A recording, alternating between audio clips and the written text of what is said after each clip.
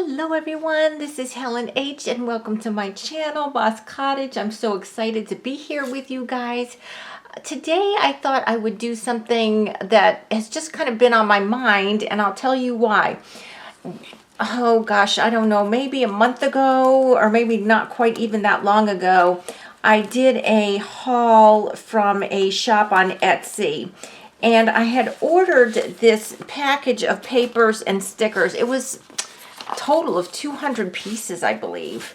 And I just love the papers. I just think they're absolutely gorgeous. They're fairly thin, so they're really good for collage. But some of the pages themselves are like focal points like this here. But some pages like this are actually papers that already looked collaged.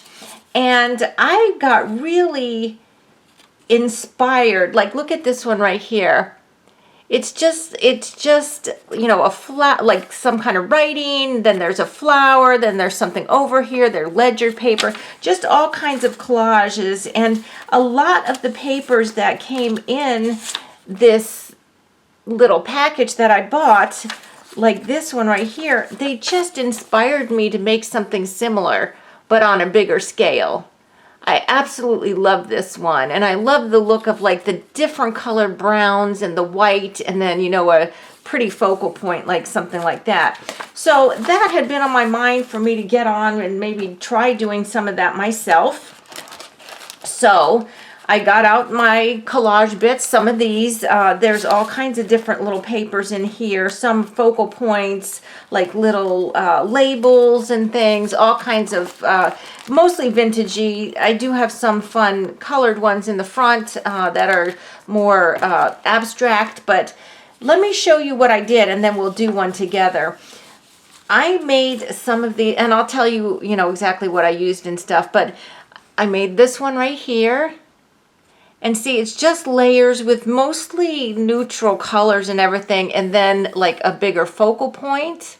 And I just love the way these came out. They were so fun to make. And like this one, I'm not sure you can see, but this paper is actually dimensional here because that's where the signature bent around right here. And then I've got this fringy stuff right here. So I did this one. And then this one here. And I got my focal points and my other little elements and the papers from all kinds of different sources. Some are cut aparts from paper pads. Like I said, some I purchased from that online shop. Some are just vintage pictures that I've had in my own collection, book pages, all kinds of stuff. This one actually has some washi tape up here.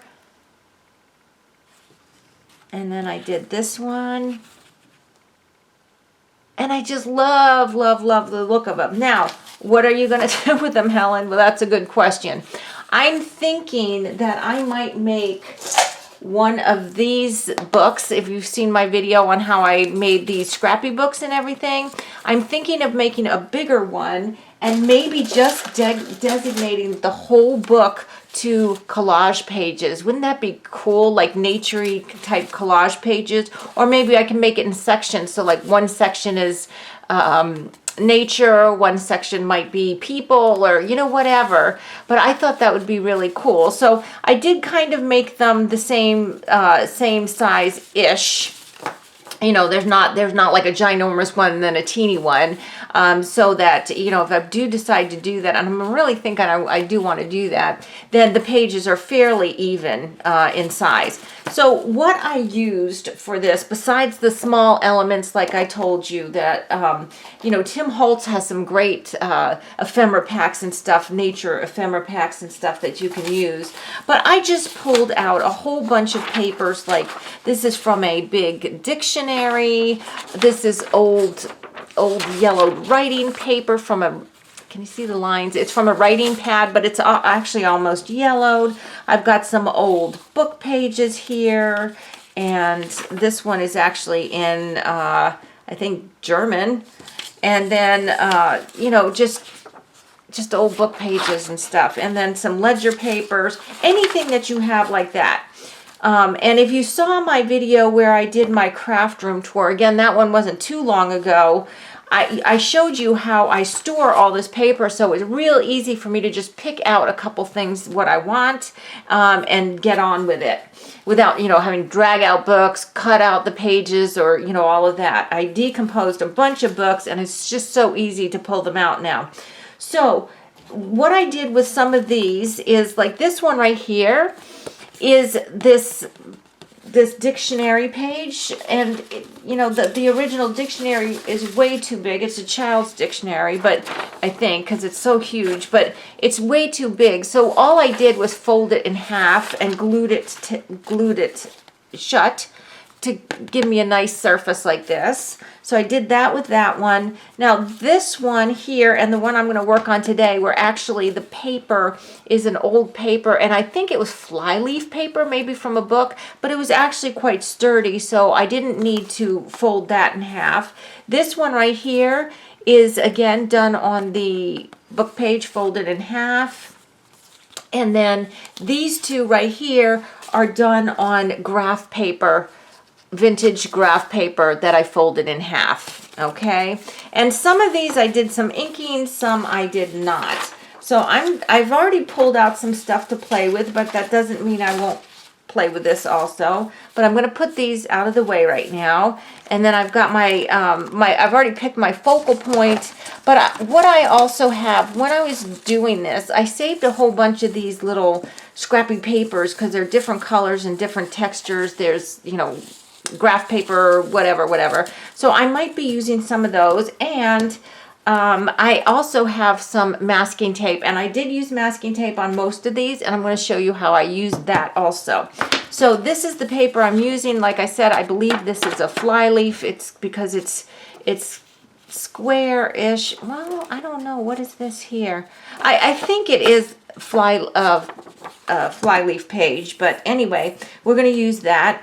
And so what I've pulled out here is a piece of ledger, got the cool old writing, and this piece of paper here, this brown piece of paper here, is actually from the back of an old picture that I had to take off and redo before I sold it at my shop. And there is some more lined paper. I am losing my light here. I hope I can get this done without it getting dreadfully dark. And then I've got some bits and bobs over here, and then this I thought would be the focal point. And this is one of the papers from that little pack that I bought. Okay, so basically when I do this, I just kind of lay things out and see how I like them. Now I already kind of played with this one. I'm not doing this off the cuff because you don't need to see that agony. But because I would drive you crazy, because I drive myself crazy. But what I do is I kind of just lay things out and then see, well, where does it need more color? Where does it need, there's too much plain background somewhere. Maybe I should slip this in here, just so there's this poking out, so on and so forth. And I just kind of do this until I find, something that I like. And then I just go ahead and deconstruct it and then, glue it back down. But you need to remember how you had things. If you really like it, you might want to take a picture on your camera, on your phone, and then that way, if you really, really liked it, then you'll see how you did it, so that you can recreate it. Because that would be bad if you had a really good one and then couldn't figure out how to put it back together again. So I'm just going to glue this stuff up here. And I know I'm probably going to end up gluing that to it, but we'll try not to. And I'm not going to ink this particular piece here. I'm just going to lay it down. And I like the look. It's these kind of remind me of like the field guides, the old field guide kind of things, or like the Edith Holden looking things. And I just love that. So, that's kind of what I wanted to play with. So this one I'm going to glue here. Now some of your things are going to get covered up, in this particular, if I do this layout this way, some of that nice writing is going to get covered up. I understand that, and I'm willing to let that be because I have a lot more of this paper, but it's on the cool writing is right here. There is a little bit here, but this is right where my focal point, I think, is going to be. So it's going to get covered up, and that's, you know, that's just the way it is. You rearrange things how you want so that, you know, that doesn't happen if that really bothers you.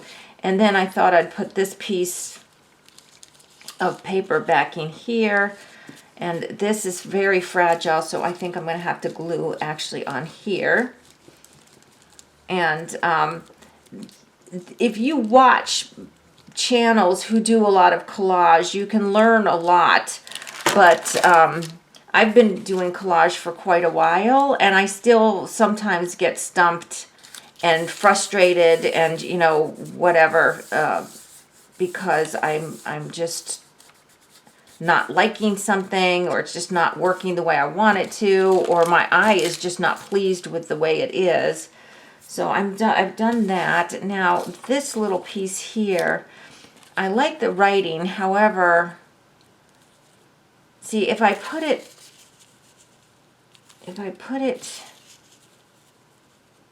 here, I don't want it too lined up is the thing. I don't want everything, you know, lined up like this. I don't want this big, long, straight line. That's one thing with collage and me. Everything kind of needs to be off-centered a little bit.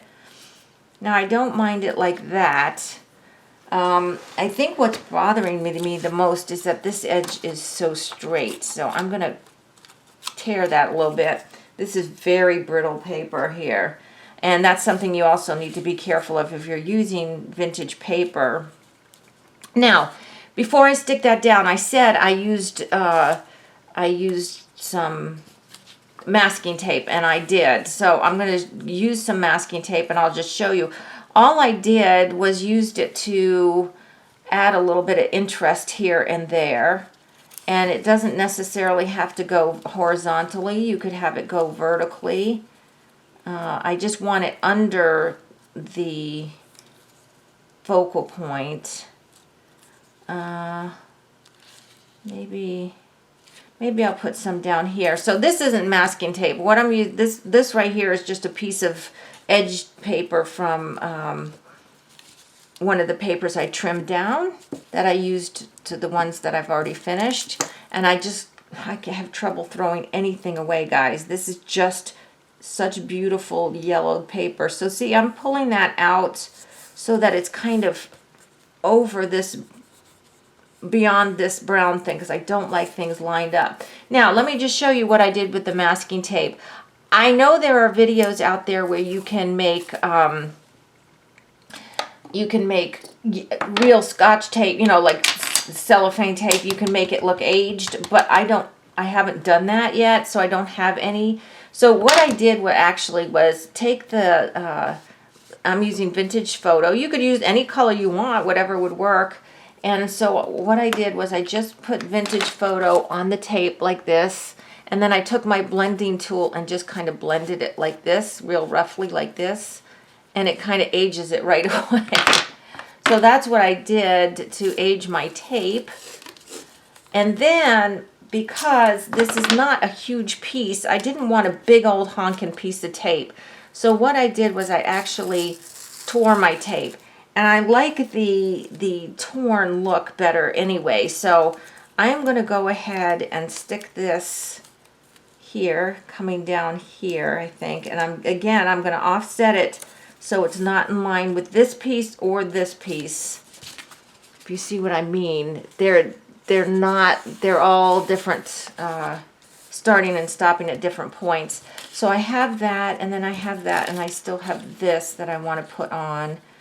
And I'm not sure, I think I'm actually not going to show the handwriting on this. I think I'm just going to leave it there. So I might want a little bit of tape up here. So I have the other little piece of masking tape right here that's curled up on itself. All right, and I'm just going to, I think I'll put it this way so that the uneven side is going up. Did I put that on straight-ish? Yeah, okay. So it's like that. And then maybe, and I'm not even sure if this is going to show or not, I'm going to take just one other little paper scrap that I have here this other little piece here. I'll just tear the ends. And you don't have to do this tape part or this little part, but this was what I really kind of liked about those papers in the pad that I showed you, was these old tapey bits. Okay, so there's that. So now I'm just going to go ahead and, let's see here. I want to pull that down far enough like that. I just need to, all right, I'm going to put this like right here. So let me glue it up here. And I'm taking a chance here because, like I said, this one is very brittle, and I'm actually, this glue stick is fairly wet, so it is not pulling, but you want to be real careful if you're doing it on brittle paper with a glue stick, because I have torn things, and if you watch some of my videos, you've seen me do it. All right, and then we're going to ink this up. No, we're not. We're going to glue this up. And, you know, you can get great focal points from field guides and wildflower magazines and things like that, or guides and things like that. It just so happened, and I've got plenty of those things. I just wanted this paper pack because I just did. All right, and I'm going to put that there like that. Like this. So we've got this so far. And then, I really like that. I have this little piece of, it's not even the whole piece, a piece of some kind of measuring tape. So I'm just going to ink that very white edge there. And I think I'll tear the other edge too, so that I don't have a straight edge on there. And I think I'm just going to put it here, right there. Ooh, the other side's cool too. This is actually from a piece of a cut apart collage type paper pad that I had bought. Okay. And then this came with the purchase set that I had. It is a Polish stamp, postal stamp.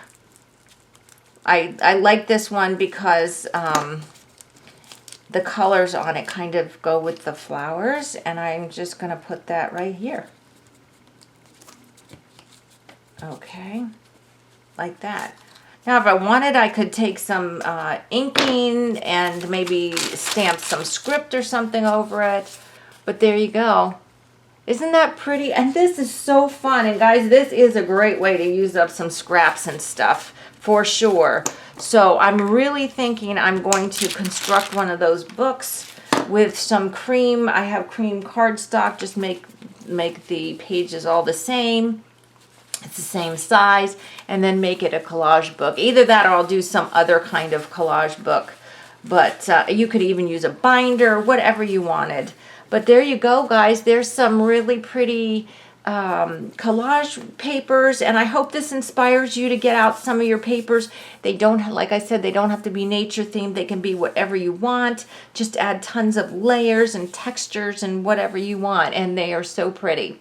So I hope you enjoyed this video. Please, please, please give me a thumbs up if you haven't already subscribed to my channel. I ask that you do. And guys, until the next video, I hope you're all truly blessed. Bye-bye.